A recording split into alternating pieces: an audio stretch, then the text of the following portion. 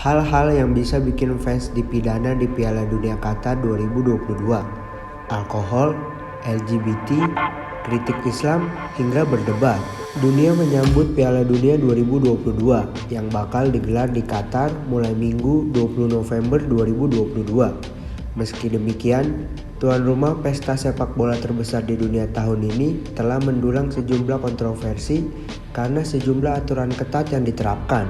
Menyadur NPR, Piala Dunia adalah bagian yang setara dari acara olahraga dan perayaan internasional. Dan bagi banyak penggemar, alkohol memainkan peran besar.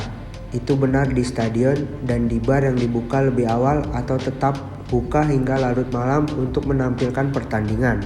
Tapi Piala Dunia 2022 di Qatar, hal itu tidak akan terjadi.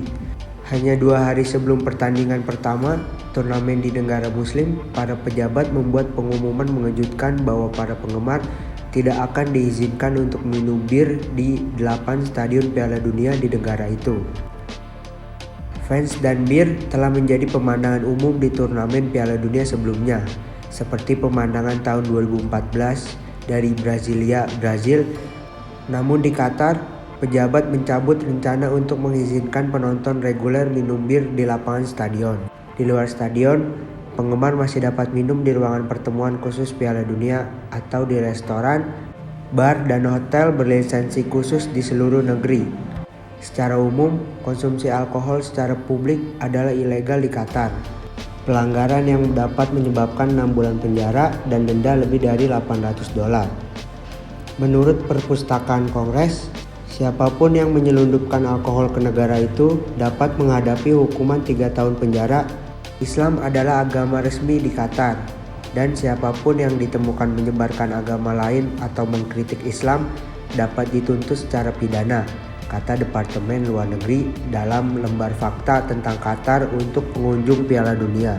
Juga tidak aman untuk menganggap Anda dapat menjalankan keyakinan Anda secara terbuka.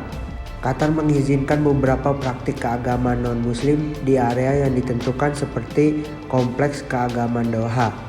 Tetapi semua agama tidak diakomodasi secara setara, kata agensi AS tersebut. Pidato yang dianggap kritis terhadap pemerintah Qatar bisa memicu penangkapan. Undang-undang itu berlaku untuk kata-kata yang diucapkan dan media sosial. Dan sementara Piala Dunia di tahun-tahun lalu telah membawa tumpukan adegan kerumunan supporter saling berteriak atau bahkan menyanyikan kata-kata kotor. Hal itu dapat membawa masalah besar di Qatar. Misalnya, berdebat atau menghina orang lain di depan umum dapat menyebabkan penangkapan, kata video penasehat Departemen Luar Negeri. Homoseksualitas diskriminalisasi di Qatar, catat Departemen Luar Negeri.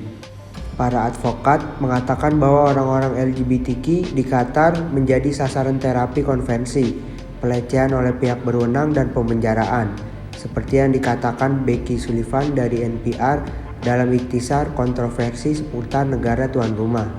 Laporan semacam itu telah memicu kemarahan dan pihak berwenang akan diawasi dengan cermat terkait cara mereka menangani penggemar dan simbol LGBTQ.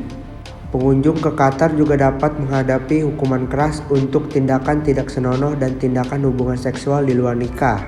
Catat Library of Congress mengutip hukum Qatar. Tuduhan berkisar dari denda atau 6 bulan penjara bagi siapapun yang ditemukan melakukan tindakan atau isyarat tidak bermoral di depan umum, hingga 7 tahun penjara bagi seorang yang melakukan hubungan seks di luar nikah. Pesta pora publik juga dapat membawa hukuman hingga 3 tahun penjara menurut Perpustakaan Kongres. Jika seorang penggemar hamil pergi ke Qatar untuk Piala Dunia, mereka harus siap menunjukkan surat nikah jika mereka membutuhkan perawatan sebelum melahirkan di sana, kata Departemen Luar Negeri. Panas yang menekan Qatar memaksa turnamen untuk berpindah dari musim panas ke November dan Desember, tetapi penggemar yang merasa panas di sana harus membatasi seberapa banyak kulit yang mereka tunjukkan. Aturan berpakaian di banyak tempat umum mengharuskan pria dan wanita menutupi bahu, dada, perut, dan lutut, dan legging ketat ditutupi dengan kemeja atau gaun panjang, kata Departemen Luar Negeri. Seperti halnya alkohol, standar pakaian sering berubah sesuai dengan tingkat pelayanan lingkungan atau tempat untuk orang asing.